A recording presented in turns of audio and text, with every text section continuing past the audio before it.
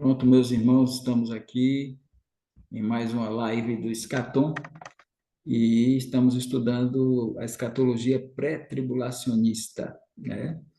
E o momento do arrebatamento da igreja. Na semana passada falamos sobre as bodas do Cordeiro e hoje vamos continuar abordando algumas razões pelas quais a igreja ela não passa pela tribulação. E hoje nós vamos entrar um pouco no livro do Apocalipse, mas antes disso nós temos dois argumentos que estão fora dele, mas seria bom nós pontuarmos para os irmãos. Se tiver perguntas depois em relação a essas razões, os irmãos poderão fazer. Então, irmão Daniel, pode passar esse slide.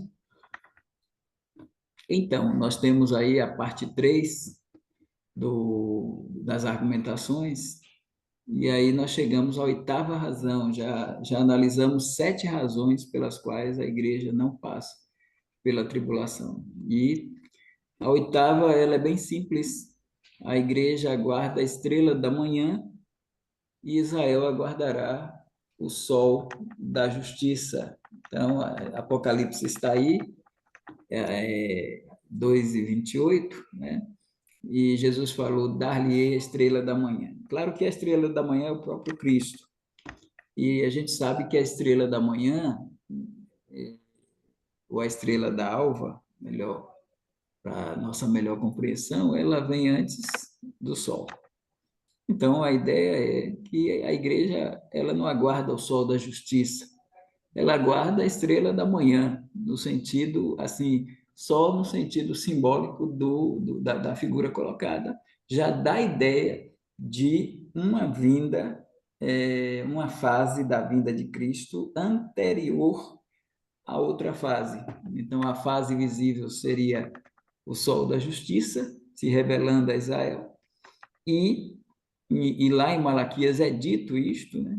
Lá em Malaquias está falando com os judeus e está falando sobre esse sol da justiça que se revelará.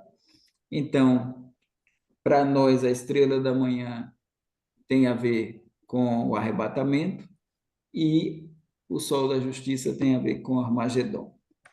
A nona razão, a igreja na teologia de Paulo é arrebatada em Tessalonicenses 4, de 13 a 18. Esse texto fala do arrebatamento. E a tribulação é retratada pelo mesmo Paulo em 1 Tessalonicenses 5, de 1 a 11. Então, pela ordem do próprio texto, nós vemos o arrebatamento, Paulo tratando do arrebatamento em 4, de 13 a 18, e tratando do período da falsa paz do anticristo no capítulo 5, de 1 a 11. E no próprio capítulo 5, é dito que Deus não nos destinou para a ira, né? Deus não nos destinou para a ira. Entendemos a ira como o dia do Senhor e entendemos o dia do Senhor contemplando na sua fase inicial os 7 anos de tribulação. Nesse caso, Jesus vem como ladrão para o dia do Senhor e a igreja é retirada da terra no dia de Cristo. Nós já fizemos aí um paralelo, a irmã Cristina pediu, e nós fizemos o paralelo entre dia de Cristo e dia do Senhor. A 10ª razão é a 70ª semana de Daniel está entre as 70 semanas. E as 70 semanas são para o teu povo e a tua santa cidade, ou seja, para Israel, e não para a igreja. Então, como as 70 semanas elas são direcionadas a Israel e não à igreja, consequentemente, a gente tem uma lacuna profética, um intervalo profético em que a igreja está inserido, que esse intervalo entre a 69ª semana e a 70ª semana. Entendemos que a 70ª semana está projetada para o futuro, e como as 70 foram dadas para Israel, a igreja não tem nada a ver com isso. Então, a igreja não faz parte desse período tribulacional, porque a 70ª semana ela é para Israel, como as 69 o foram. Então, se é para Israel, se é para a santa cidade, se é para o teu povo, Daniel falando lá, ou escrevendo lá o registro do que o anjo Gabriel passou para ele, o anjo Gabriel veio do céu dizendo para Daniel que as 70 semanas foram dadas para Israel. O que é que a igreja tem a ver com essas 70 semanas? Nada. Tanto que ela está inserida fora do contexto delas, né? Porque temos as 69, a 69ª é a entrada triunfal de Cristo em Jerusalém, e a 70ª é o advento do anticristo para governar a terra no tempo da angústia de Jacó. Então, estas três razões eu acho que estão bem tranquilas, mas se houver perguntas, depois os irmãos poderão pontuar. Vamos para o próximo slide, irmão. Daniel. E aí nós entramos no Apocalipse a partir de agora, né? Então, a 11ª razão, a gente vai entrar no Apocalipse. Mas, irmão Elias, eu vou dar uma paradinha, porque se tiver alguma pergunta em relação a essas três questões abordadas, a gente trata logo. Se não... Eu gostaria, a irmã Cristina pediu primeiro. Só um minutinho antes de passarmos. Boa noite, pastor José, tudo bem? Seja bem-vindo. Ô, pastor. Boa Ele noite, está liberando o obrigado. áudio dele. Boa noite, Pouco Elio. atrasado, Sim. obrigado. Imagina. Bom Hélio, estar tudo com bem, você. cunhado? Boa noite. Beleza? Tudo em paz. Tá bom. Maravilha. Então, irmã Cristina, depois o irmão Daniel, por favor. Pastor Evaldo, tem uma passagem, 2 Pedro 1,19, que diz: E temos muito firme a palavra dos profetas, a qual bem fazeis em estar atentos, como a luz que ilumina em lugar escuro, até que o dia amanheça, e a estrela da alva apareça em vossos corações. É o mesmo sentido, pastor? É isso aí mesmo?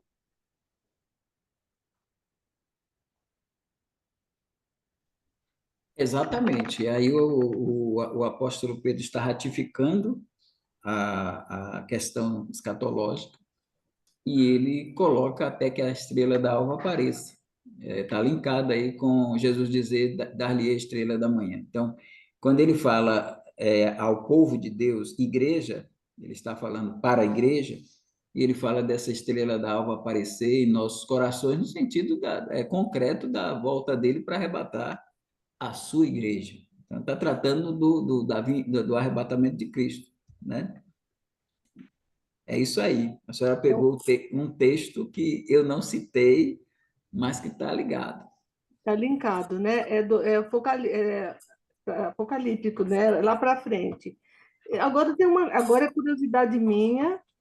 Eu já ouvi dizer, quer dizer, eu não estou achando o texto aqui, não sei se é em outra tradução, que fala que Lúcifer né? Eu não sei se é de Lúcifer, né? No capítulo 14 de Isaías, que fala que ele é o filho da alva.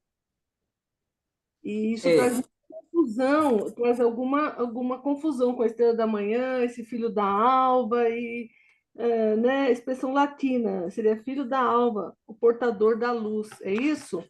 Também é só curiosidade agora. é, nós temos, nós não temos um registro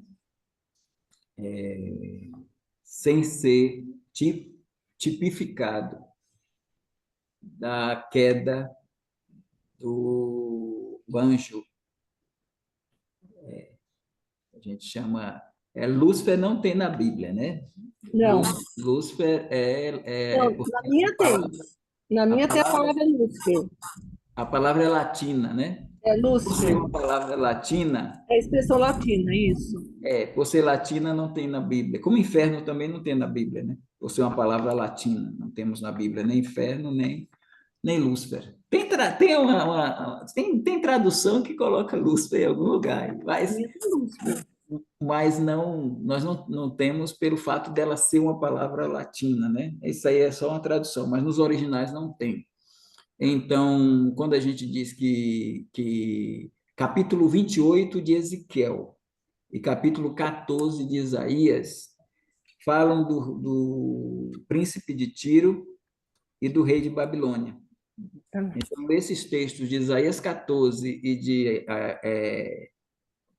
Ezequiel 28 são textos que alguém lê, e aí muitos estudiosos veem que não se trata somente desses príncipes governantes humanos.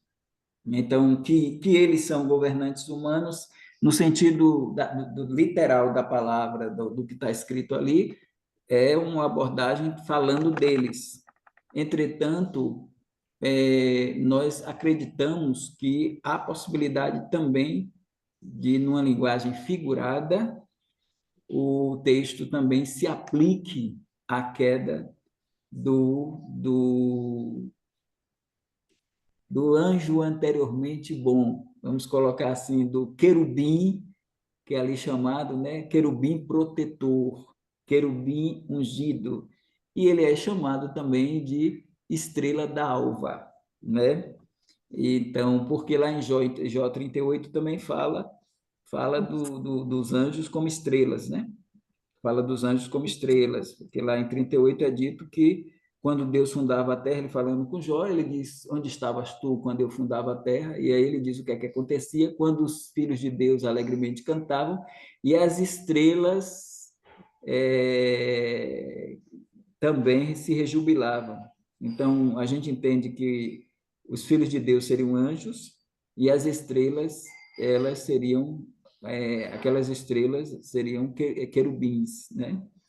Então, como o Lúcifer, ele é um querubim, ele era um querubim, e lá é dito que ele era um querubim protetor, então, e fala também de cânticos e outras coisas, então, algumas coisas, algumas características, tanto em Ezequiel 28, quanto em Isaías 14, poderiam ser aplicadas a ele e à queda dele, e até a origem do mal, porque Deus não criou o mal.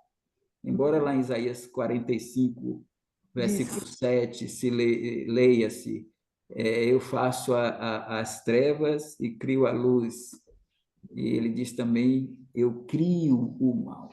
Não é?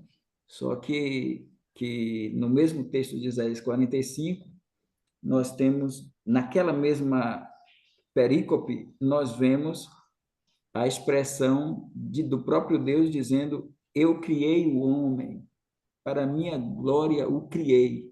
Então a gente tem que olhar o uso do verbo no presente do indicativo e o uso do verbo também no pretérito.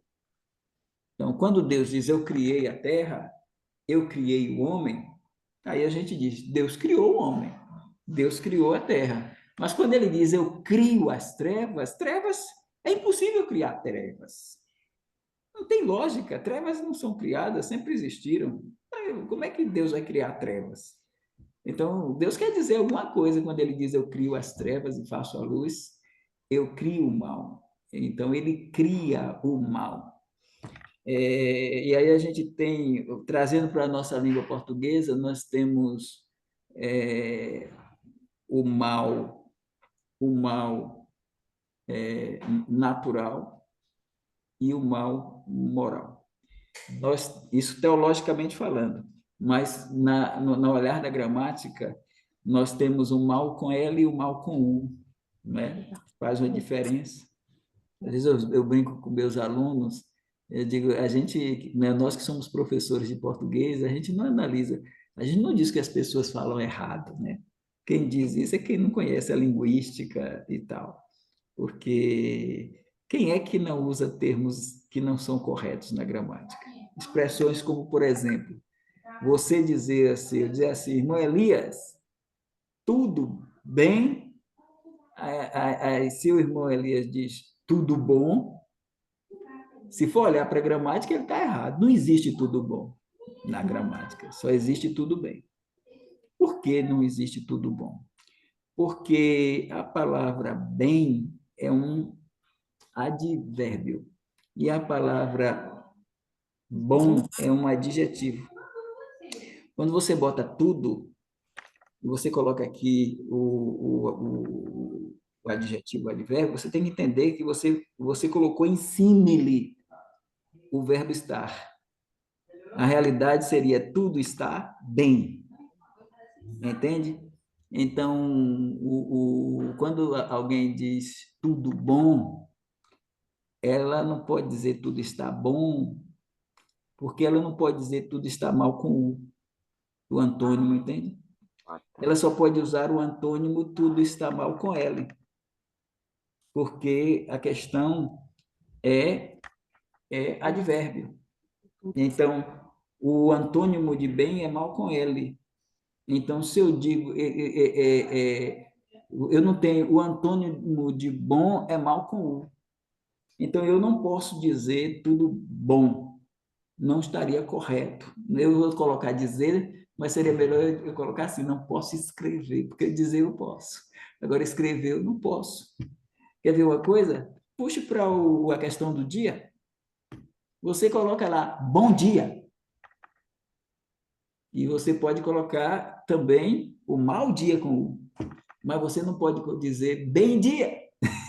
Bem dia não existe. Por quê? Porque não pode, porque aqui você já tem bom substantivo e você tem um qualificador que é o adjetivo. Então tem que ser bom dia e não bem dia. E tem que ser mau dia com o e não mau dia com ele, porque o mau é advérbio e o advérbio ele modifica o verbo, ele não modifica o substantivo. Sendo assim, desculpa eu entrar na área na seara do português, porque quando nós vamos para o mal e o mal, a gente tem que fazer uma diferença. Se eu digo assim, João é mau, aí é um adjetivo. O contrário disso é João é bom. Entende? Isso aí é um predicativo do sujeito. Então, é uma qualidade. João é mau, João é bom. Mas se eu digo João está mal, eu usei o verbo e agora eu tenho que usar o advérbio. Se ele está doente na UTI, eu digo ele está bem ou ele está mal com ele e não com o. Então, o que eu creio? Eu creio que Deus ele cria o mal no aspecto circunstancial. Então, Deus cria uma situação que pode ser boa ou ruim, uma doença, uma crise, alguma coisa assim, que Deus traz. Agora, quando a gente usa o mal com L, que é o mal, o mal com L, é o mal adjetivo. Quando a gente usa o mal com U, é o mal que traz o aspecto moral. Fulano é mau, é cruel, é perverso, é pecador. Então, sendo assim, Deus cria o mal. Tanto que ele botou a expressão Isaías é no plural, é no presente. Deus cria circunstâncias. Deus cria o mal, Deus cria as trevas, Deus cria as circunstâncias. Agora, quem criou o mal? Ninguém criou o mal, porque o mal não foi criado. O mal é, como diz o Dr. Langston, é o primeiro teólogo brasileiro, de uma teologia brasileira. O Langston, ele diz assim, conceituando Deus: Deus é espírito pessoal, perfeitamente bom, que em santo amor criou, governa e sustenta todas as coisas. Então, em santo amor, Deus não ia criar o mal. Então, o mal não é criado? Não, o mal é um aspecto que vem de um ser moral. E esse primeiro ser moral é o anjo. Então, os anjos, eles... Aí, quando a gente pega Ezequiel, aí diz, perfeito eras, por isso parece que isso é para o Lúcifer e não para para o rei de Tiro, porque ele diz: perfeito eras no teu caminho, até que o mal, a iniquidade se originou em ti. Então, o mal não é uma criação, é uma originação. Ele surgiu, ele nasceu num ser moral. Quando Deus criou um agente livre, seja ele anjo, seja ele homem, ele criou a possibilidade do mal existir, não por ele, mas através de uma criatura dele. Então, sendo assim, Deus não criou o mal, Deus não cria o mal, porque o mal nem criado foi. O mal se originou num ser, que foi o Lúcifer.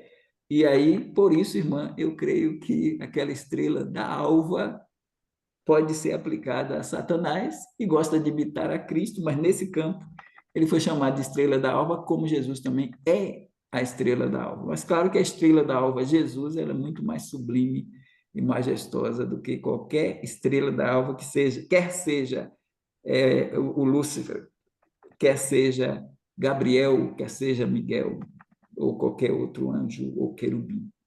Agora eu fiquei com Desculpa, grande problema. desculpa eu me alongar, viu? Eu tive que entrar até com português aí. Não, agora eu fiquei com grande problema. Eu nunca vou conseguir explicar isso aí para alguém. Eles vão falar, não, mas está escrito aqui, ó, filho da alva. Não, mas é uma expressão latina. Aqui ainda diz assim, olha, eu escrevi na minha Bíblia lápis. É uma expressão latina, seria filho da alva, portador da luz. E ainda parece que é É ele, mais complicado ainda, portador da luz, quer dizer, ele não era luz, ele portava a por luz. isso foi chamado de Lúcifer, né? Porque É luz. Lúcis no latim. Eu sou professor de latim também, né? Eu ensinei um ano latim lá aqui na Universidade Estadual. Então, Lúcis é luz. Lúcis é luz. Eu já Lúcifer. Eu sei o que eu vou fazer. Eu vou anotar o número da live. Quem me perguntar esse negócio, fala assim: assista essa live é que você vai entender tudinho. Eu não vou E, conseguir explicar. e parece que é ele mesmo que está falando dele, porque usa a expressão perfeito és em formosura. O homem, depois do pecado, para receber um título desse, é complicado, né? Então, parece Ungido, que né? Ungido. os dois textos aí, o até mostra assim através desse texto que o doutor Strong, Augustus Strong, ele conseguiu mostrar que o que é o pecado em essência. E ele diz que o pecado, na rama teologia, o pecado é essencialmente egoísmo. E ele diz que digamos que no cacho dos pecados, o primeiro pecado a existir no universo se chama egoísmo. E lá em Isaías a gente vê isso quando ele diz: eu subirei ao céu Eu serei, e eu me assentarei acima das estrelas de Deus. serei semelhante ao Senhor. Eu exaltarei o meu trono. No trono. Quantas vezes ali o eu apareceu, né? Então, o primeiro pecado foi essa rebelião que ocorre nele, ele por isso se torna Satanás e diabo, e aí é isso aí. Pois é. Mas eu O agradeço. Noel botou que a tempestade chegou. É isso aí. Então, pastor, esse versículo agora voltando a 2 Pedro, é um versículo escatológico também, até que a estrela da alva nasce em nossos corações. Também, Mas hein? em Jesus sendo a estrela da alva, não tem problema nenhum o Satanás também, o Lúcifer lá também ser, não tem os dois terem títulos semelhantes. Mas É, hoje ele não é mais estrela da alva, né? Ele é trevas e só trevas, né? tá bom. Muito obrigado, viu, pastor? Valdo, antes de deixar a palavra com o irmão Daniel, não me lembro se ele falou já ou não, depois do irmão Daniel tem o pastor José, mas antes disso, eu queria só comentar uma coisa em cima do que você disse.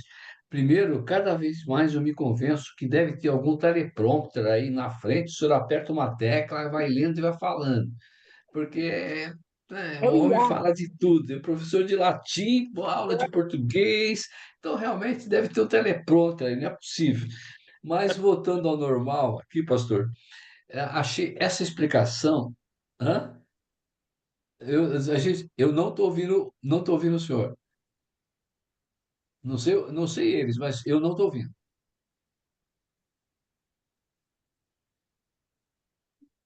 O Elias, eu acho que ele está esperando você completar. Então tá, vamos lá, deixa eu completar.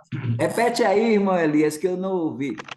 Porque deu um problema aqui na Não viu internet, nada? sumiu Não seu viu som. nada?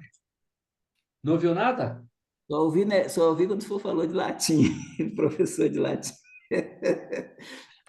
Eu disse que você deve ter algum teleprompter aí na frente que você lê, porque não é possível, rapaz, tudo o homem sabe, é latim, é português, então é um teleprompter, não é possível, não é possível. Mas Deus abençoe o senhor, Pior que você, eu pastor não tenho teleprompter nenhum aqui. eu sei que não tem. Deus abençoe o amado e é um grande privilégio nosso a gente poder desfrutar disso tudo. Que Deus abençoe cada dia mais. Mas, pastor, essa explicação do mal, né, assim, eu gostei muito, né? Porque eu já li e é um versículo assim muito forte. Então, a dedução que eu faço é que que eu crio o mal, esse mal é o mal com L, né? É o mal com L e deduz. Aí eu vou ter que ouvir de novo, né, irmã Cristina? Vou ter que vir para aprender mais, Irmão porque Elias, na verdade, porque hã? o mal com L é o mal natural. E o mal Sim. com U é o mal moral. E o mal moral a gente tem um nome, pecado. Então, quem é o autor do pecado é o diabo. Então, não tem como Deus. Eu sei que tem alguns calvinistas aí que dizem que Deus criou o mal, mas não tem base, não. Não tem base bíblica para dizer que Deus criou o mal moral. Deus criou o mal natural, porque até o inferno, de certa forma, é um mal natural. A doença, quem criou foi Deus. Ele criou a doença para punir, né? A doença foi Deus que criou, que é resultante do pecado. O inferno foi Deus que criou para punir o mal moral. O inferno é um mal natural para punir o mal moral. Punir os maus. Então, punir os maus com U, com o mal com L, que é o inferno. É isso aí. Bom, é isso, excelente. E só, maravilha, e só um pequeno comentáriozinho. Aí é uma curiosidade, é uma maneira como eu penso, né? As pessoas normalmente retratam Satanás, aquele ser horrível, né? O Beelzebub com chifre, com não sei o quê, aquele negócio assim assustador. E para mim, posso estar errado, não sei, eu imagino que Satanás é um homem lindo, porque eu entendo que Deus, quando manda ele de fora do céu, Deus não deve ter mexido, entre aspas, no corpo dele, né? Então, eu creio que os homens, nós estamos, muitos, estão totalmente errados quando pintam ele como se fosse um monstro, e na verdade ele não é. É um Ele anjo lindo, eu é um creio. sedutor, né? É um sedutor, Hã? né? Exatamente, não é nada feio. Mas é uma curiosidade só, é que eu farei isso. Irmão Daniel e depois o pastor José, por favor. Pastor Evaldo, quando falou das 70 semanas de Daniel, sempre entendi que ali está dizendo 70 semanas estão decretadas sobre o seu povo. Por isso que a 70ª semana faz parte de um movimento com Israel. Isso eu entendo. Agora, eu, no passado, né, usava o texto de Romanos, o 11, para ilustrar a, a forma de Deus trabalhando com Israel. Agora, foi enxertado no capítulo 10, Deus diz que vai colocar um povo que vai enciumar, né? Trazer ciúme para Israel. Então ele diz, né? E vos despertarei ciúmes como um povo, com um povo que não merece esse nome. Provar-vos-ei a ira contra uma nação insensata, né? Então ele vai colocando aqui e coloca no capítulo 11 aquela questão que trabalha com o enxerto, com a oliveira, e os galhos foram cortados, e aí ele trabalha com o enxertado. Agora, os que foram enxertados, que não se ensoberbeçam, porque Deus vai voltar a trabalhar com eles. Inclusive, nesse texto, ele está trazendo a questão de Elias, quando Elias fala, posso morrer, porque não tem mais ninguém. E Deus fala para ele, eu reservei 7.000 que não negaram o meu nome. Então, aqui em Romanos, Paulo está retratando outra vez essa questão. Na tribulação, nós vemos essa questão também de uma parte do povo que ficou para essa finalidade. Aí minha pergunta é: está correto essa afirmação? É melhor não usar? Eu não tenho mais usado ultimamente, mas no passado usei muito as 70 semanas de Daniel com Romanos capítulo 11. Assim, nós tivemos uma discussão lá atrás, e eu até lamentei capítulo 9, 10 e 11 de Romanos não estarem no meu livro, né? Eu não trabalhei. E vocês do Escatom, aí eu quero render assim, ele não está mais com a gente, mas Márcio me fustigou quando puxou a questão da oliveira.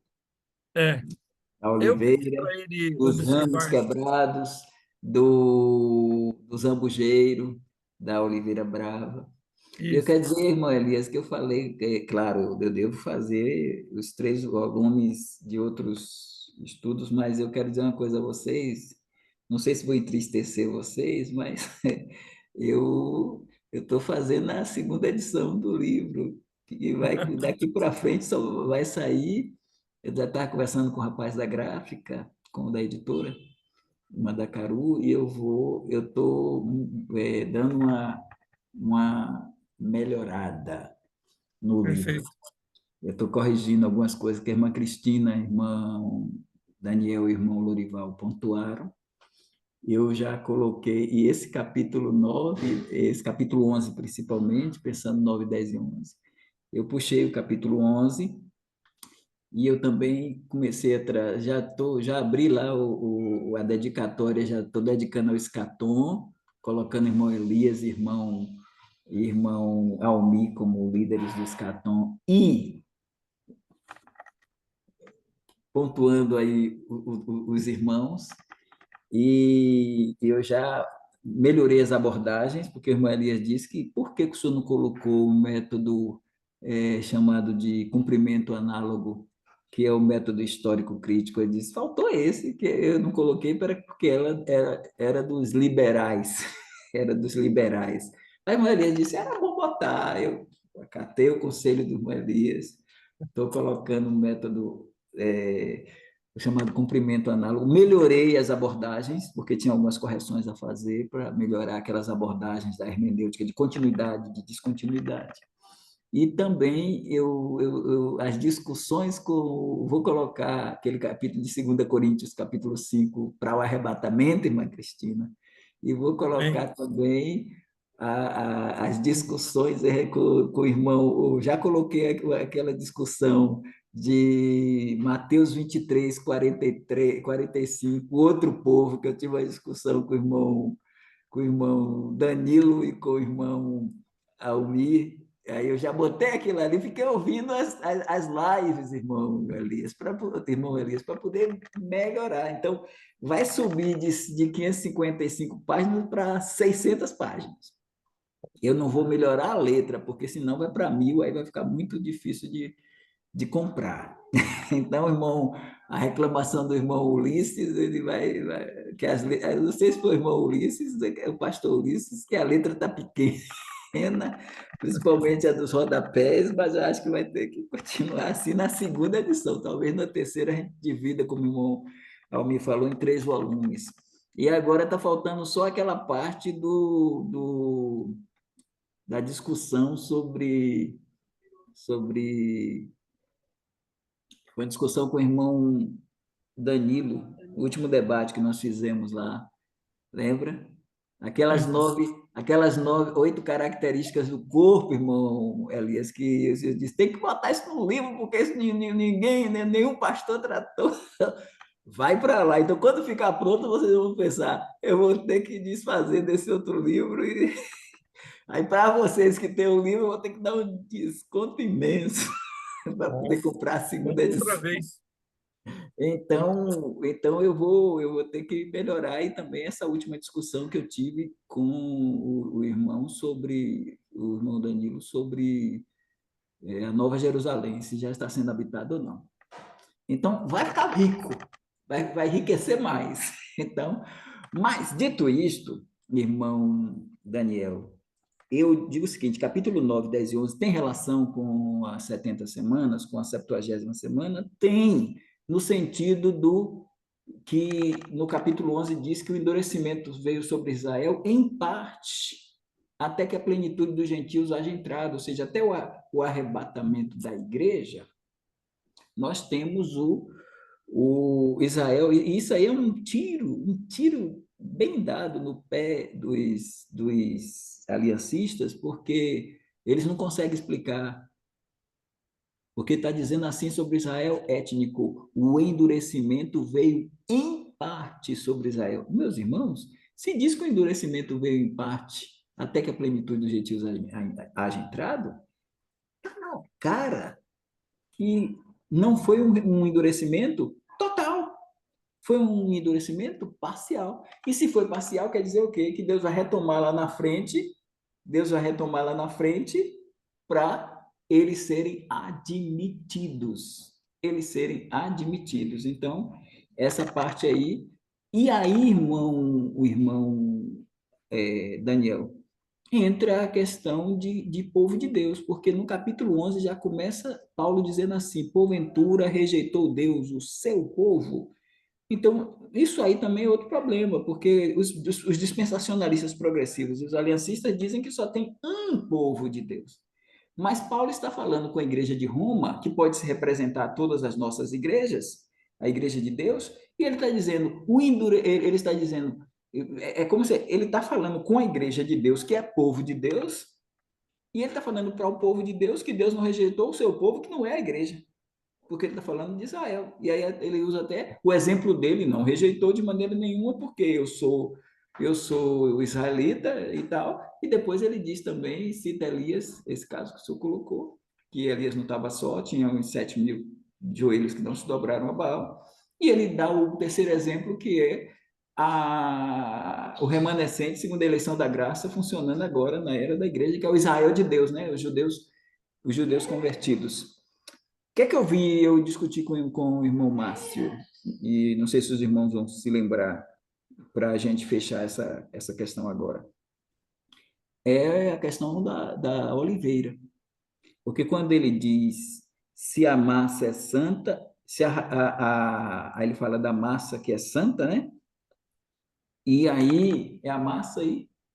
Ele diz se a massa é santa, tem que ver o texto, porque ele diz se a raiz é santa, ele faz duas comparações. Ele faz a da raiz e da massa. A raiz e a massa. Deixa eu ver aqui. Deu um branco agora, mas a gente vai aqui para a expressão, para não cometermos nenhuma falha. Aí primícias. Ele diz no verso 16: se as primícias são santas, também a massa o é. E se a raiz é santa, também os ramos o são. Então, as primícias são os patriarcas, Abraão, Isaque e Jacó. Então, se as primícias, lá atrás, as primícias, Abraão, Isaque e Jacó são santas, a massa é a nação de Israel. Ele está dizendo, se as primícias são santas, a massa também o é. Não quer dizer que eles são salvos, mas quer dizer que é um povo escolhido. Aí ele diz aqui também, se a raiz é santa, a raiz é Abraão. Os ramos também o são. Os ramos são Israel étnico. Aí o que a gente deduz? Onde é que a gente identifica Israel? Nos ramos e na massa. Onde é que a gente identifica os gentios que fazem parte da igreja? Os ramos da oliveira brava. Exato. enxertados. Esses somos Enxertado. nós, os gentios. Então, a oliveira não é Israel nem a igreja. A oliveira é o povo de Deus em uma época. Nessa época de agora, a oliveira pode ser a igreja. Mas na época da tribulação, a oliveira já vai ser Israel. Como lá no Antigo Testamento, a oliveira era Israel. E agora a oliveira é a igreja. Porque ela está, digamos assim, melhor dizendo, eu não vou dizer que a oliveira é a igreja, eu vou dizer que a oliveira é o povo global de Deus. E nesse povo de Deus, oliveira, que tem uma primícia, que tem uma raiz, que tem. Aí você tem. Quem era que estava dentro desse povo de Deus, oliveira? O Israel étnico. Só que esses ramos foram quebrados e nós fomos enxertados com alguns judeus da eleição da graça. E aí, quando a igreja for arrebatada, a oliveira continua, povo de Deus, agora acoplando o reenxerto para que haja o reenxerto dos ramos quebrados. Entende? A oliveira continua, por isso que a oliveira não é igreja. A oliveira continua, porque a oliveira é povo de Deus hoje, a igreja está enxertada. Mas quando a igreja for, a oliveira vai ser povo de Deus agora com enxertamento de gentios e judeus que não são igreja. Isso não é fácil de explicar, mas a gente vai jogar no livro. Joguei no livro também, irmã Elias, e vai ficar. Obrigado, Não, muito, não. professor. Não, Agradecer. sensacional. Muito bom, pastor. Muito bom. Muito bom. Eu acho que o grupo Escatom vai querer cobrar uns royalties aí, mas tudo bem, isso deixa para depois. Uma bênção, pastor. Muito obrigado mesmo. É um grande privilégio. Pastor Dilson, boa noite. Chegou um pouco depois, mas muito obrigado pela fidelidade. O importante é estar presente. Muito bom, pastor. Obrigado, viu, amado? Hélio, Boa noite. Hélio também É, chegou. Ô, irmão Hélio. não, vamos lá. Pastor José, sua pergunta. Ô, Moriz, eu estou satisfeito, viu? Eu ia só me referir aqui sobre Círios, no sentido de um objeto de correção, sendo usado como objeto de correção, né? Sendo ele o mal com o L ali seria, no caso, eu ia questionar se seria no caso, poderia ser no caso de Ciro, né? Que seria um objeto de correção. Quando Deus diz, eu crio a luz e eu faço a paz e crio o mal. No contexto aqui, nós temos Ciro agindo sobre as nações como se fosse uma vara de correção de Deus. Talvez seria, no caso, o mal aqui, com L, seria referência a Ciro. Exatamente. Está nesse Não? caminho aí. É Deixa eu porque explicar. quando nós falamos circunstâncias, a gente abordou aqui, citou como exemplo questão de uma crise, questão de uma doença, alguma coisa assim, mas o contexto de Isaías vai pontuar para essa vara. Deus cria o mal, ele está colocando como um Deus justo que ele não deixa passar essas questões. Então, objeto de punição às nações, utilizar um mal natural, que pode ser uma catástrofe, pode ser Deus fazendo, suspendendo a alimentação, não mandando chuvas, e até trazendo guerras e alguma coisa assim, num contexto de Deus. Não é o indivíduo matar o outro, é algo mal, né? Mas é algo pecaminoso, mas dentro de um contexto de hecatombes, de caos, de tragédia, de guerras, isso aí pode ser usado sim como um mal, os males naturais, né? Que traz uma ideia. São os males naturais. Esse mal natural, por exemplo, a doença, a velhice e a própria morte, a morte é um mal, mas a morte é um mal natural. A morte nunca vai ser classificada como um mal moral. O matar alguém é um mal moral. Alguém vai e assassina uma pessoa, um matricida, um parricida, um homicida, ele tira a vida de uma pessoa, a ação dele é má, mas a morte da pessoa é um mal natural. É um mal natural. Deus utilizou a morte para, tanto a primeira quanto a segunda, para punir. A morte física e a morte, segunda morte, que é o inferno, são males naturais para punir o mal moral. Então, isso é punição, é uma punição. A punição ela não vai ser vinda de Deus, ela não vai ser um mal moral, ela vai ser um mal natural. E Deus cria isso. No caso aqui, pastor, o versículo 1 de Isaías 45 está assim: assim diz o Senhor ao seu ungido, a Ciro, a quem tomo pela mão direita para abater as nações ante a sua face. Então, ele está sendo usado para punir as nações. Nesse caso, como uma vara de Deus sobre as nações que estavam agindo contrário à vontade do Senhor. Não seria, nesse caso aqui, o agir de Ciro não seria uma circunstância ruim sobre esse povo? Sim, e ele é chamado até de Cristo, né? Porque o ungido é Cristo, né? É o meu ungido. Então, agora, ainda que Deus, por exemplo, ele use a própria Babilônia para punir Israel, ele não deixa também de punir a própria Babilônia por punir Israel. Então, é a ação de Deus em sua soberania, né? Obrigado, pastor. E isso tem muito a ver com essa questão do verso cria o mal. Tem muito a ver com o contexto, o crio o mal. Então, é errado afirmar que Deus criou o mal. Agora, é certo dizer que Deus cria o mal. Aí é essa a questão. Não precisa levantar a mão de Obrigado. novo. Está sem som, irmão. Está sem som. Está sem som. Um momentinho de descontração. Pastor Evaldo, o senhor dorme? Porque, meu Deus do céu, professor de inglês, professor de latim, escrevendo um livro de 600 folhas, sendo pastor, estando participando do escatão. Misericórdia! Não tem como, deve ter um robô, Eu, um eu assistente. ainda ensino agora estou ensinando no Filoteói, que é Aí, um aí. seminário geral, dia de quinta-feira, quando eu volto do culto de oração.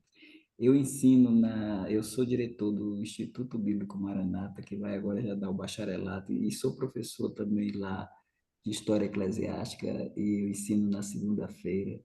Eu tenho uma congregação a 220 quilômetros daqui, tenho a outra aqui no bairro a 30 minutos, tenho a igreja, e não é só esse livro, faço revistas para a escola dominical e vou fazer também, já está quase pronto um livro sobre a identidade, um livro sobre as lentes do historiador sobre a identidade litúrgica do movimento batista regular. Deve Mas aí, ficar com pastor, 200 páginas aí o livro. aí, O pastor, não vai outro sobrar nem um livro. tesouro para me juntar no céu. O senhor já juntou tudo? Não sobrou nada para mim. O que eu vou fazer agora? Misericórdia.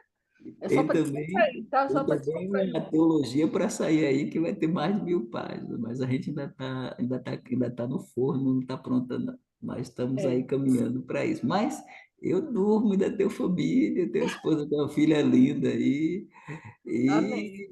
e está fazendo enfermagem na universidade. E também estou aqui fechando com conferência. Tenho conferência em Roraima aí no aniversário. Roraima. Vou fazer uma conferência no mês de setembro. Tenho uma conferência no Rio Grande do Norte. Vou participar com o irmão o pastor Ulisses, lá da Associação Nacional, lá em Natal. E tenho conferência aí para. Eu não vou falar muita coisa, não, É. porque. Ah, não vai falar muita coisa, gente. Não sobrou nada. Não sei vocês, ó. Ó, vou dizer uma coisa. Esse pastor, parabéns. Sabe remir o tempo, porque os dias são maus.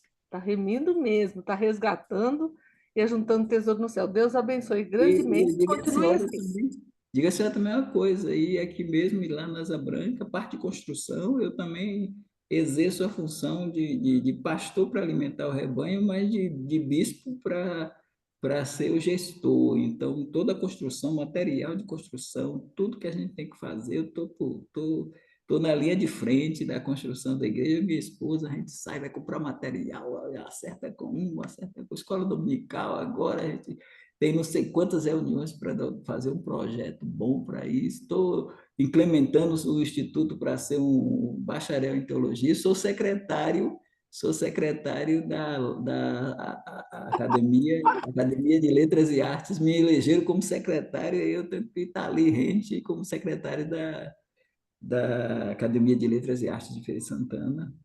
E pertenço também à Academia de Letras e Artes de Pernambuco. E aí vai. Isso que é bom, isso que é aproveitar a nova chance, hein? Olha, esse homem sabe Deus me deu aproveitar a as coisas. sobrevida Deus eu falou, peraí. não estou ensinando, mas eu ensinava, secularmente, eu ensinava em torno de 10 disciplinas. 10 disciplinas aí, como o irmão Daniel, né? Aí eu ensinava lá a metodologia do trabalho científico, português, literatura, redação para Enem. Inclusive, os meus alunos de Enem tiraram mais de, quase fecharam, né? Chegaram a 980 e tal, tudo agradecendo. Aí eu tinha 47 horas semanais. Aí, e ganhamos prêmios internacionais com os meninos, premiação em FECIBA, premiação com projetos com essa turma de ensino médio e pós-médio. Aí nós temos 8, eu ensinava 10 disciplinas, e graças a Deus todas elas com esmero, não enrolava em nenhuma, como muitos fazem, fazia tudo bem direitinho, até que disseram que eu saio, porque eu me afastei por causa do câncer, eu estou há 2 anos, eu estou afastado, então estou pelo INSS no campo secular. Mas não pretendo voltar mais não, porque devido a esse problema que eu tive, eu acho que eu tive esses problemas também por muito acúmulo de muita atividade. Então eu Nossa, estou é mesmo, tinha acúmulo, pastor. Eu não percebi, não. Eu não notei nada. Alguém notou acúmulo de serviço? Eu não notei nada. Eu não vou mais trabalhar para secularmente, não. Acho que eu já cumpri 17 anos, eu já cumpri minha missão lá fora. Agora eu tenho que me dedicar ao reino somente. Amém. E olha que eu trabalhava assim secularmente e não tenho inveja de quem tem tempo integral, não, porque eu dou conta do recado. E eu vejo pastores que têm tempo integral e não fazem o que eu faço. Eu visito minhas ovelhas e tudo, e faço meu trabalho, né? Falando.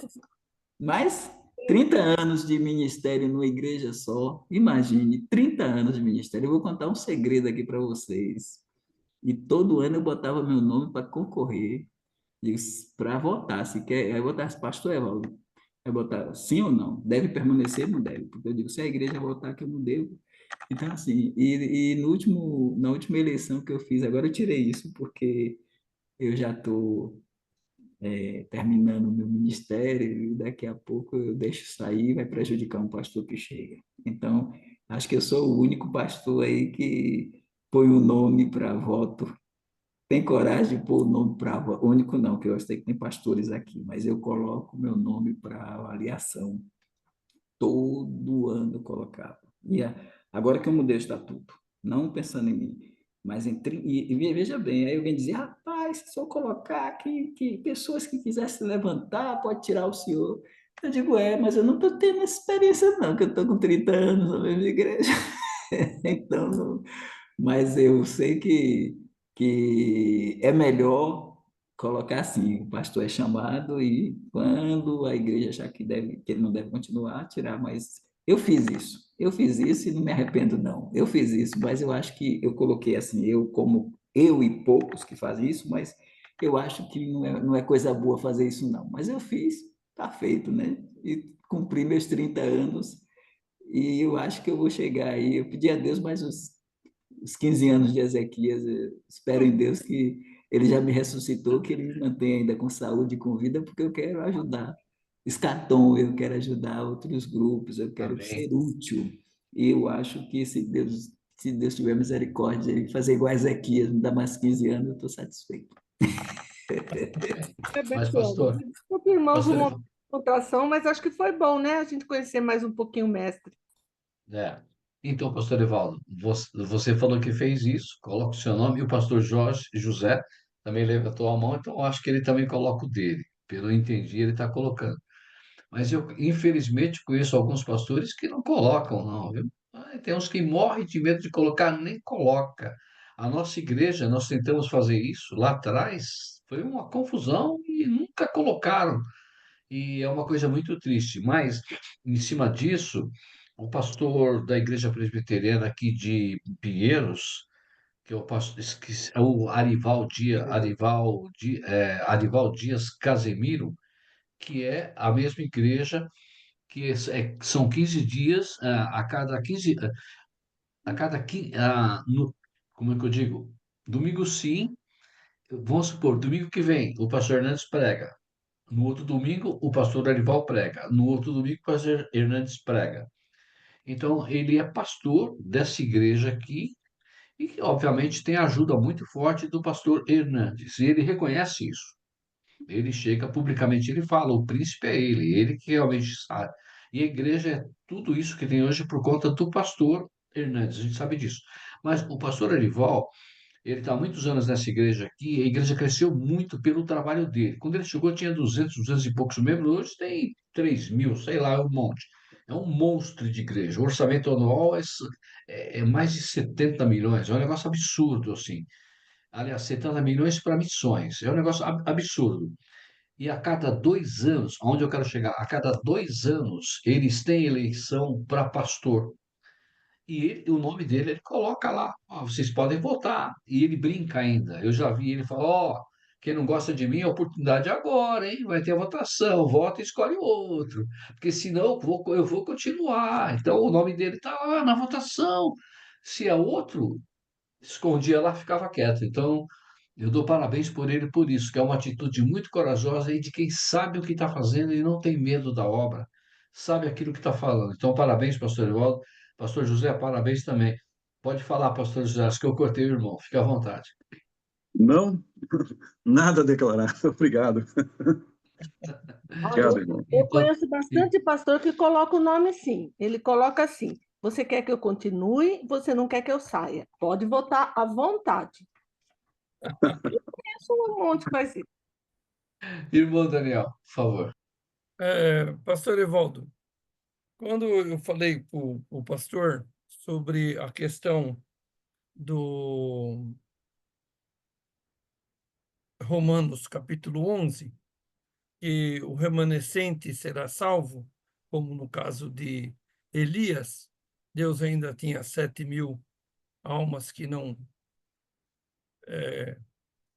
prestaram culto a Baal. Nós vemos várias vezes Israel ser dizimado. E uma das vezes que ele foi dizimado foi ali nos anos 70, quando Tito veio invadir a cidade, quebrou tudo, derrubou tudo, e, inclusive, havia aproximadamente 1 milhão de pessoas em Israel naquela época, e sobreviveram a Tito 100.000, o dízimo, o remanescente ali que ficou. E essa parte eu sempre achei muito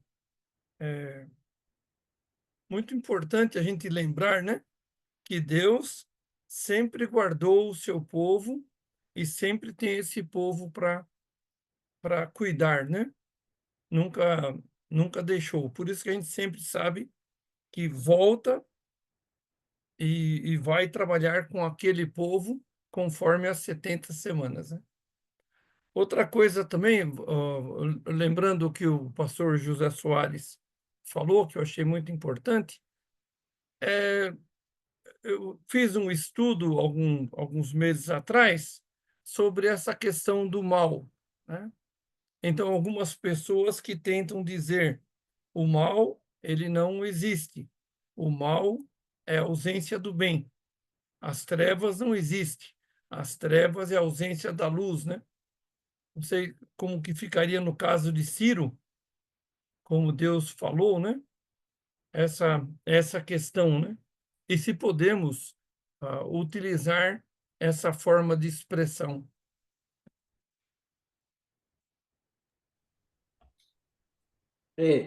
Essa questão do ano 70 e porque assim, muitas coisas se repetem mesmo, que Deus vai trabalhando algumas coisas que parecem serem repetidas, né? Porque muda os personagens, mas a história ela continua andando.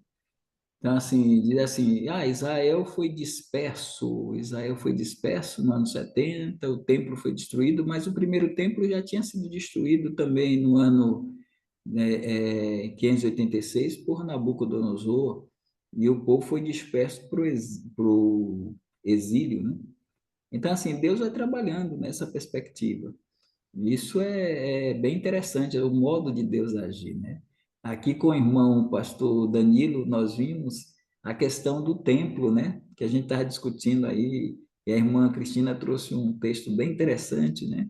Que mostrou a questão da construção um quarto templo, né? A gente teve dois templos, e aí nós vamos para o terceiro templo com o anticristo, e depois o quarto templo com o próprio Cristo, construindo, foi o que a irmã Cristina colocou. Então, a gente vê que, coisas parecidas, né? As próprias testemunhas lá, Josué e Zorobabel, construindo o segundo templo, e depois a gente vai ver possivelmente Elias e Moisés reconstruindo aí, construindo esse templo novo, esse terceiro templo. E aí a gente chega em Ciro, e vê Deus dizendo: Eu crio o mal e faço a luz, mas dentro de um contexto em que ele está mostrando punições que irão vir, usando Ciro, como bem colocou o pastor José Soares. Então, eu não vejo problema nenhum em a gente ter esses males naturais ocorrendo, e às vezes até com algo muito forte como uma guerra, né? Guerras ocorrendo, e o próprio povo de Israel, quando foi conquistar a terra, ele não conquistou de uma forma pacífica, né? Ele teve que eliminar aquelas nações, os amorreus, os heteus, os jebuseus, os gigaseus, todo aquele povo ali. Deus, claro que Deus deixou, por isso que eles levaram também, que é os propósitos de Deus, né? Por que que levou 40 anos peregrinando no deserto? Tem vários propósitos. Primeiro, porque ele disse que a medida dos amorreus não tinha, o cálice dos amorreus não tinha transbordado. É um dado. Mas não só isso, devido à entrada na terra, os espias foram lá ver, e só Josué e Caleb que creram e afirmaram que foram minorias, né? Minoria em relação aos 10, e acabou Deus olhando para aquela geração, e aí Hebreus 4 retrata muito bem isso, de eles não puderam entrar por causa da incredulidade. Então, por que 40 anos? 40 anos é uma geração. Então, dos que saíram do Egito, uma geração não entrou. Por que que aquela geração não entrou? Não entrou no repouso por causa da incredulidade. Foi Josué que deu repouso. Então, assim, Deus vai casando os propósitos dele. Não puxou aqui o propósito, a questão da incredulidade. O próprio Arão não entrou, a irmã dele, Miriam, não entrou, Moisés não entrou, já foi a outra questão dele ferir a rocha, ao invés de falar a rocha. Então, então, todo aquele processo ali, foram 3 milhões de judeus, mas muitos, durante 40 anos eles foram gerando filhos e tal, e a geração nova, junto com Caleb e Josué, entra, e a geração antiga, Deus recolhe. Então, tudo propósito de Deus, e isso tudo a gente pode chamar de Deus criando o mal também, no sentido natural, para a punição. E como ele faz hoje também com muitos crentes, né? Porque ele, ele diz que castiga e disciplina todo aquele que toma como filho, né? Então, ele acaba também, muitas vezes, nos castigando.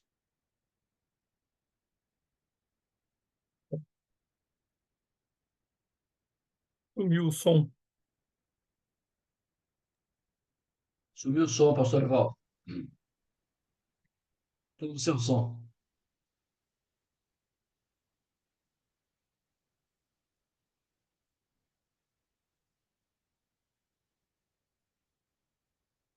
Ainda continua sem o som. Passa por cima. Ah, voltou. Voltou. Voltou, Voltou? pastor. Voltou. Pronto, é a internet, irmãos. A internet aqui está meio oscilante, viu? Tudo bem. Mas o que eu quero dizer é isso, que Deus, ele muitas vezes nos pune com algum tipo de mal natural para nos corrigir em alguma coisa. A gente toma, por exemplo, a própria ceia do Senhor. Paulo diz que muitos dormem e outros estão até, muitos estavam doentes por causa do tomar a ceia indignamente, né? É Deus disciplinando. Tá bom, mas o irmão o pastor Ulisses e o pastor Lorival, a gente não viu a voz deles hoje, né? Sim, eles são tios aí, então. Mas tá muito bom. Show de bola. Muito boa a explicação, a explanação de tudo aí. E gostei de ouvir aí o testemunho aí do que o senhor faz e Deus está fazendo através do senhor, pastor. Deus abençoe, viu? Muito bom. Deixa eu ativar o meu som aqui, peraí. Então, pastor Ulisses, nós aqui de São Paulo, nós temos que nos preparar e juntar todo mundo, marcar uma conferência para trazer o pastor Evaldo, levantar os fundos aí, programar. Mas assim, o homem vai ter que já programar para 2026, por aí, porque os compromissos, a agenda dele é complicada. Então a gente tem que preparar bem antes aí, né? Quem sabe esse sonho realiza. Pastor Lurival, por favor. Mas irmão Elias, o escatom eu não deixo não, viu? Tá aí, tá na minha agenda, não tá arriscado, viu? Aí sim. Pastor Lorival. É, já que provocaram, né? Eu para mim, essa questão de Deus, né, usar o mal para nos punir e tudo, isso é produto de quem não lê, quem acha que isso não acontece, é porque não lê a Bíblia, né? No mínimo, não lê a Bíblia. Então, por consequência, não conhece a Deus. As pessoas que não lê a Bíblia, não conhecem a Deus, acham que Deus é só amor, Deus é só bonzinho e ignora que Ele é justiça, que Ele é verdade, que Ele é o Criador, é o dono de tudo e tem o direito de fazer o que Ele quer, com quem quer, da forma que quer, né? E, e eu creio que quando Ele fez o decreto, né, através da árvore lá do conhecimento do bem e do mal, lógico que quando a gente lê o texto primeira vez assim, você acha bom, Adão e Eva vão morrer no primeiro deslize, né? Talvez Lúcifer tenha pensado isso, não sei, né? Mas eu creio que ainda as consequências do pecado que a gente tem, né, em nós, nosso corpo, ainda é graça de Deus perante o decreto. É melhor você receber os açoites, né, a vara, a disciplina, do que o juízo final ali, do que o juízo já que não tem mais escape, como é o caso de Satanás. Ele não tem mais opção para ele, não tem mais graça para ele. Está condenado. Então, e eu acho que quando acontecem as coisas ruins conosco, tem até um ditado popular que diz, né? Há males que vêm para bem. Quem nunca ouviu falar isso? Eu ouço minha mãe falar isso desde a minha infância, né? Ah, meu filho, tem males que vêm para bem, não se preocupa não, né? Então, eu acho que é uma ignorância mesmo, no bom sentido da palavra, quem acha que Deus não vai permitir que aconteça qualquer coisa errada, ruim, maligna, né, conosco. Muito bom essa explicação do pastor Evaldo, de fazer a distinção entre o mal moral e o mal natural, né? E interessante que ali o mal, em Gênesis 2:17, quem não olhou ainda é mal com L, né? É o mal antônimo de bem. Então, eu creio que também é não analisar a sua própria vida. Como que você está vivendo, você que é crente, cristão, né, líder, pai de família e tal, e não vê que acontecem as circunstâncias na tua vida, que te levam a tomar uma decisão, que te leva a tomar uma atitude, muitas vezes, fazer uma mudança de pensamento, as circunstâncias, e as circunstâncias muitas vezes vêm por coisas que nós não gostamos que aconteça, né? E raramente se fala de circunstância boa, né? A maioria das circunstâncias são coisas que, né, atrapalham o nosso conforto, nosso bem-estar, nosso pensamento, nosso projeto, nosso plano.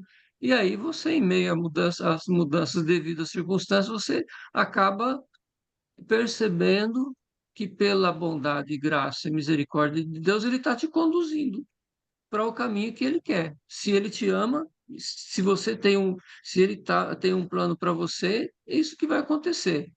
Então, ao invés de olhar para as desgraças, para o mal, como absolutamente mal, né?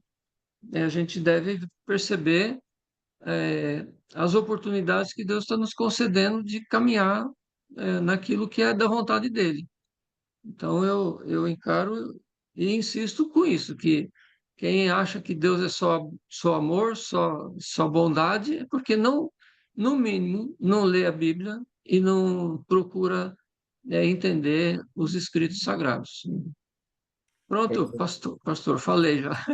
Ótimo. E aí, Amém. você estava falando, eu me lembrei dois versículos, né? Quando Pedro fala em capítulo 4 e ele diz lá, já é tempo que comece o julgamento pela casa de Deus. E se primeiro começa por nós, qual será o fim dos que são desobedientes? Então, Deus começa o julgamento por nós, né? Ele diz, ele demonstrando que Deus não está direcionando logo para o ímpio, ele vem logo para nós. Isso, quando o senhor falou, né, dos crentes, eu me lembrei. E o outro texto é do próprio Romanos 8:28, né, que ele diz: todas as coisas contribuem para o bem daqueles que amam a Deus e são chamados de acordo com o seu propósito. Então, ou o seu decreto, né? Então, isso tudo mostra que aqui na Terra nós estamos sujeitos a Agora, sofrermos, né? agora, o que eu não abro mão, pastor, irmãos, né? É de concordar que nós não estamos destinados para a ira. E aquele último texto que eu mencionei lá, da conversa de Abraão com o anjo, para mim aquele texto foi realmente foi cabal nesse pensamento, porque Deus não julga o justo com o ímpio. Ele não coloca os dois debaixo ah, do mesmo juízo, vamos dizer assim, do mesmo julgamento, né? Então, nisso aí eu sou fechado que a igreja não vai passar pela tribulação, porque nós não estamos destinados à ira. Amém. Amém. Amém. É isso aí. E aí, irmão Elias, vai ter que mudar lá, colocar na live não o arrebatamento e o apocalipse, viu? Que a gente não entrou no apocalipse hoje, não. Então, a gente colocou aí algumas razões, mais algumas razões que demonstram que apoiam o pré-tribulacionismo. Mais algumas razões, né? Que apoiam o pré. Que a gente trouxe algumas razões, abriu, mas na semana que vem vai ficar melhor, porque eu vou trazer um assunto que talvez gere alguma polêmica, né? Porque os irmãos já vão começar a pensar em capítulo 12, irmã Cristina puxou isso aí de Apocalipse, versículo 5, e a gente vai mostrar que esse texto ele abaliza o pré-tribulacionismo e que o filho varão ali tem grandes possibilidades de ser a igreja. Né? A gente vai discutir isso aí. Muito obrigado, pastor Evaldo, mais uma vez. Amados irmãos pastores, muito obrigado. Uma bênção, realmente. Cada dia é uma bênção na nossa vida. Muito obrigado mesmo. Ficamos muito felizes com isso, viu? Deus possa abençoar todos os nossos irmãos aí. Nós vamos encerrar com uma oração. E eu vou pedir para o pastor Lorival, por favor, nos despedir com uma oração. Pode ser, pastor? Por favor.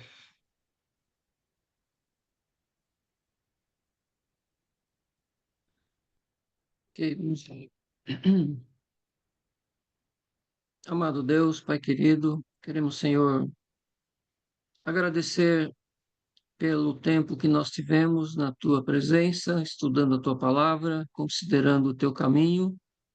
Te louvar a Deus porque o teu Espírito tem agido em nosso entendimento e temos concordado com as doutrinas que norteiam a nossa vida, nosso ministério, nossas decisões, nossas convicções. E tomara, Senhor, que também todo esse aprendizado nosso seja conduzido em nosso falar, em nosso evangelizar, discipular, ensinar, pregar, anunciar, que realmente aquilo que professamos, através do conhecimento, venha ser atestado pelo nosso modo de viver, de nos apresentar, de testemunhar da pessoa de Jesus, da pessoa e obra de Jesus em nós. E isso realmente contribua com o progresso da tua obra, da seara do Senhor, o fortalecimento da igreja e também, ó Deus, o nosso ânimo, a nossa alegria em prosseguir a nossa jornada nesta, nesse entendimento, nesse conhecimento que nos dá realmente aquilo que a tua palavra fala de inteligência espiritual e que isso possa ser traduzido em amor e na prática da nossa vida. Obrigado, Deus, especialmente pela vida do pastor Evaldo, que o Senhor tem usado ele plenamente em diversos setores da vida. Obrigado porque isso beneficia tanto a igreja quanto o nosso povo brasileiro, Deus, até mesmo a nossa cultura. E nós somos alegres porque o Senhor tem usado a sua vida para, como uma testemunha de como um filho de Deus pode agir em tantas áreas de uma forma tão perseverante, firme, convicta. E isso tudo para nós é consolo, conforto e alegria. Obrigado, Pai. Nos dá uma boa noite de sono, de repouso, tranquilidade. Aqueles que estão com dificuldade de saúde, que o Senhor esteja visitando e ajudando a ser melhorado no seu bem-estar, no seu conforto. E pedimos agradecidos no precioso nome do Senhor Jesus. Amém. Amém. Amém. Amém. Amém. Amém. Obrigado, irmãos. Boa noite. Deus abençoe. Obrigado. Boa Obrigado, noite, pastor. grande a todos. Boa noite para Abraço. todos. Deus abençoe. Boa semana a todos. Boa semana. Amém. Parabéns, irmãos. Boa Bom noite, descanso. boa semana. Semana. Obrigado.